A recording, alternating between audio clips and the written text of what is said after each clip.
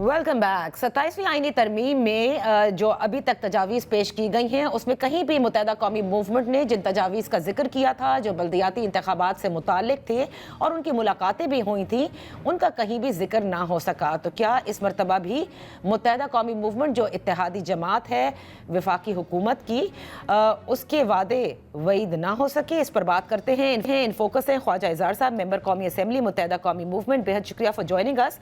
ख्वाजा साहब, क्या हुआ एक फिर तमाम तर मुलाकातों के बावजूद यूँ लगता है कि बल्दियाती इंतखाबात के हवाले से PMLN ने जो वादा आप लोगों से किया था इस इलाक़ से पहले, वो पूरा नहीं किया गया है? बहुत शुक्रिया।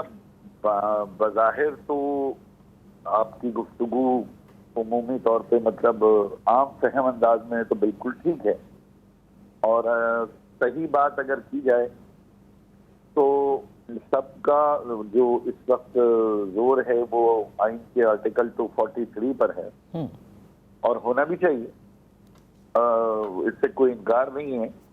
लेकिन मुझे ऐसा लगता है कि साथ साथ सूबे और ख़ास तौर पे ये जो हमारे हुक्मरान हैं, जो विरासती तौर पे हुक्मरान हैं, ये अपनी भी दौलत बचाओ का रास्ता जो है ना वो साथ साथ बारगेन कर रहे हैं।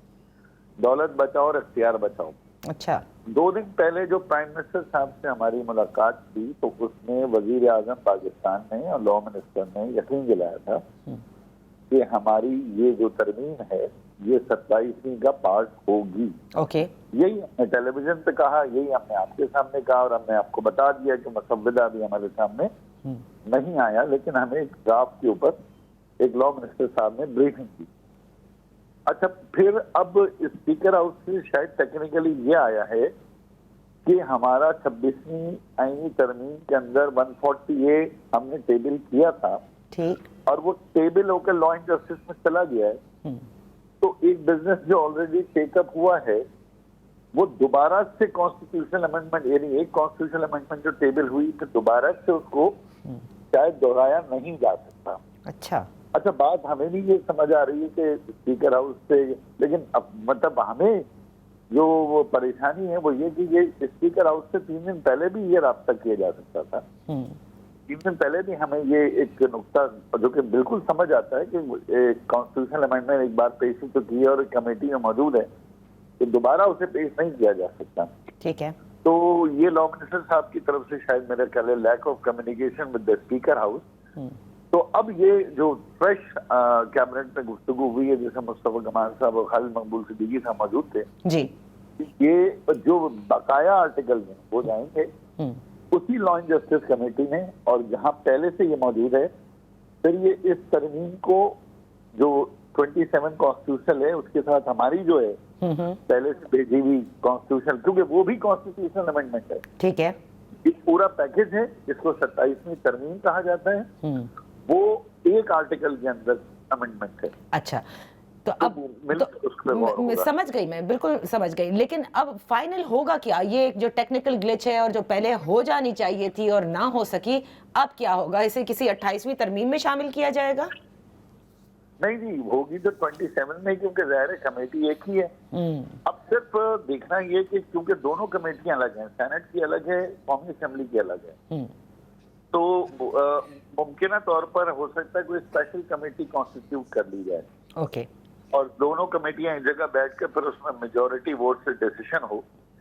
लेकिन मेजॉरिटी वोट से डिसीजन में ये तो बड़ी वाज़ेह तौर पे कि पीपल्स पार्टी किसी भी सूरत हमारे आइन के आर्टिकल 140(1) की हिमायत करने के मूड में नजर नहीं आती, जो कि हम उनसे राब्ते भी कर रहे हैं, कोशिश भी कर रहे हैं टाइल करने की।